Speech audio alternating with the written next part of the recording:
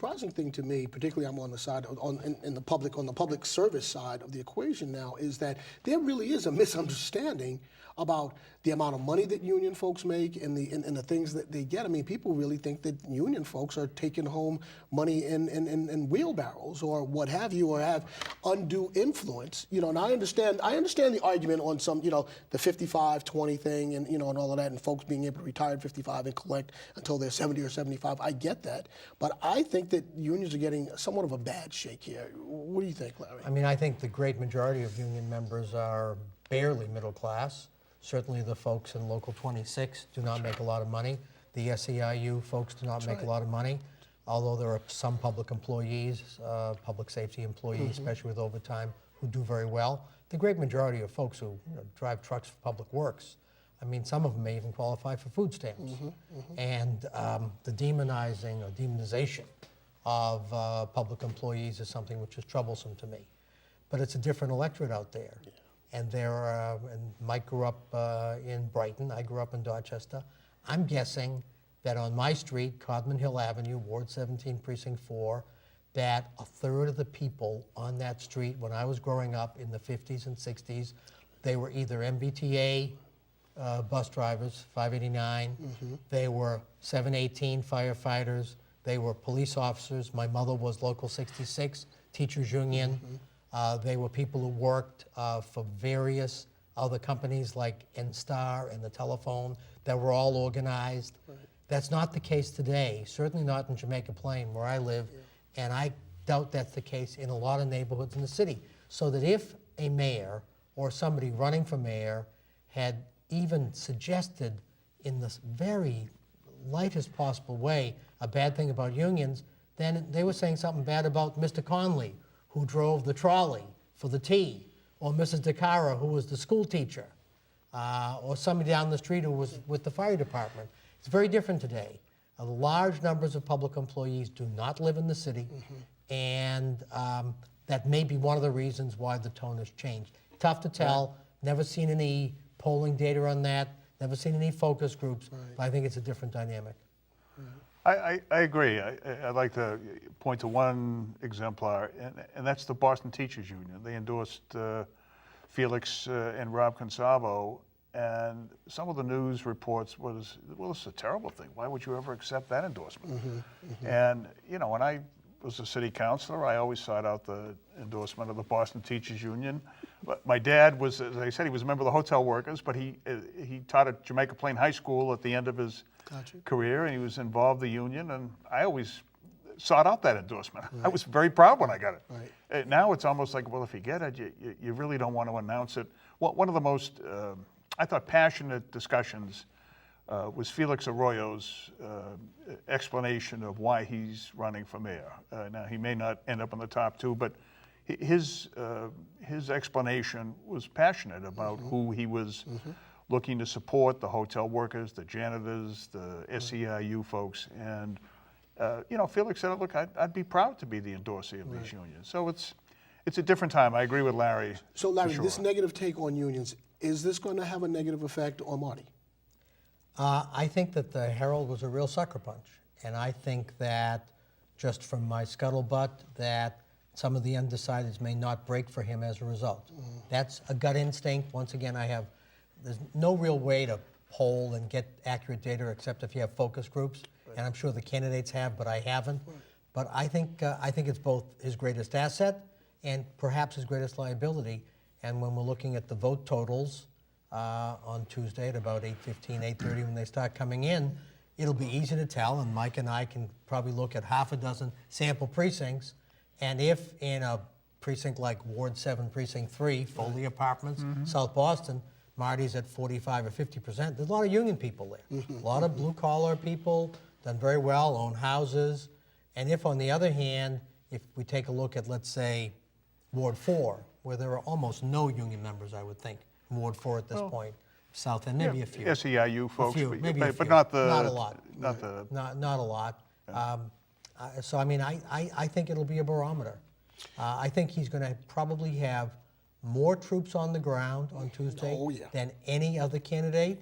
I could be wrong on that. I think they have ID'd their voters, and I think he's going to be in the hunt till that last vote is counted.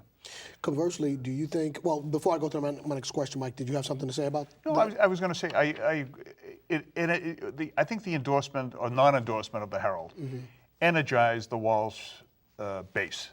They just said, we'll show you? We'll show them. Yeah. We'll show them how, pro-union folks can put it together. And I agree with Larry that they have the most sophisticated get out the vote of all the candidates. Some of the others are good, but Walsh is very sophisticated. They know exactly what they do, and you can say whatever you want about Boston Irish guys. They know how to run municipal campaigns. Absolutely. We've done it for the rest of the country. Yeah, that's right. For about 50, 60 years. That's right, right. So let me ask you, Larry, what do you think of John Connolly topping every poll? I mean, the consistency with which he stayed on top of at least every poll that I've seen, he stayed in somewhere around 11, 12%. I'm not surprised at all for a couple of reasons. Number one, he's been raising money for a long time. Number two, he was out of the box first. Number three, he stayed on message. Yeah.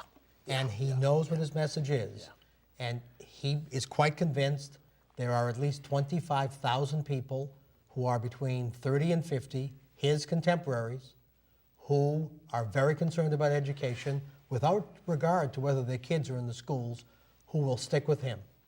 In JP, this group that I was discussing are mostly people a little bit older. The group that's in their 40s in Jamaica Plain have invited me to house parties for John Connolly. People who are politically active, traditional left, center, JP Democrats who are almost a generation younger than the people who I've known for 40 and 50 years. And therefore, it's not an ideological split, it's a generational split. And I'm told that in Charlestown, the Charlestown Mothers Group, which are mothers who are women mostly, and their husbands in their 30s and 40s are breaking for Connolly. So I think he views that as being his constituency, every place in the city. I think he's run a great campaign.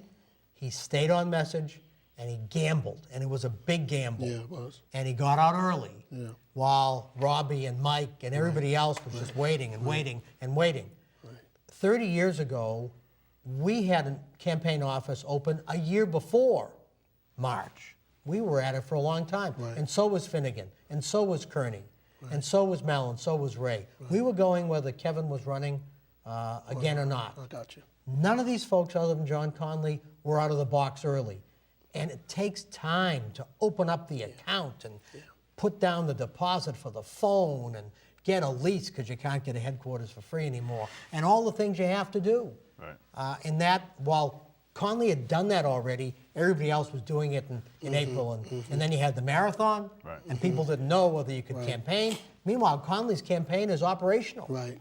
He's in full gear. John was running for mayor for 2 full years before everybody else. And the fact that he elected to announce that he was going to run for mayor while Tom Menino was still the mayor gets him grades, gets him points with a lot of folks in the city. Did he do the right thing with turning down the Stand for Children money?